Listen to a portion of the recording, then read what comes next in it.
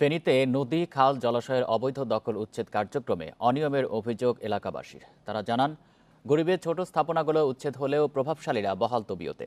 জেলা প্রশাসন কাউকে ছাড় না দেওয়ার কথা বললেও প্রভাবশালীদের অবৈধ স্থাপনা উচ্ছেদে তাদের তৎপরতা দায়সারা। গত ২৫ ফেব্রুয়ারি ফেনী শহরের খাজা আহমদ লেকের অবৈধ স্থাপনা উচ্ছেদ করে জেলা প্রশাসন। এ সময় ভেঙে ফেলা হয় লেকের পাশের ভাসমান টং ঘর সহ ছোট ছোট স্থাপনা। কিন্তু স্থানীয়দের অভিযোগ, লেকের বড় একটি অংশ দখল করে বিশাল মার্কেট ও কাঁচা বাজারের আড়ত নির্মাণ করে সেগুলো ভাড়া দিয়ে কোটি কোটি টাকা হাতিয়ে নিচ্ছে পৌর কর্তৃপক্ষ।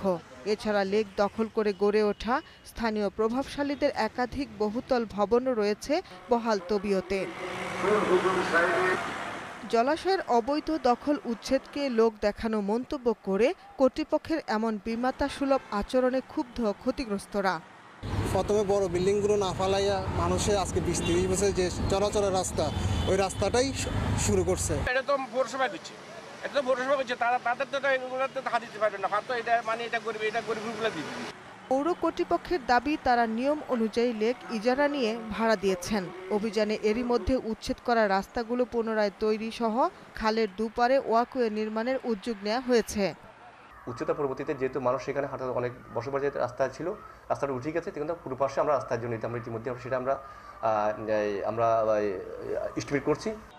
নদী, খাল, জলাশয়ে অবৈধ দখলে থাকা বিভিন্ন স্থানে ৩০০টিরও বেশি স্থাপনা চিহ্নিত করেছে জেলা প্রশাসন।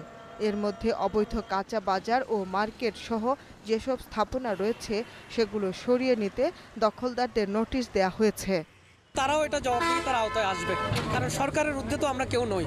সুতরাং তারাও একটা সরকারের অংশ, তারাও নিশ্চয়ই বিষয়টা বিবেচনা করছেন। খাল নদীর সৌন্দর্য ও পরিবেশের ভারসাম্য রক্ষায় অবৈধ সব স্থাপনা উচ্ছেদ কার্যক্রম দ্রুত বাস্তবায়নের দাবি ফেনীবাসীর। Independent news desk.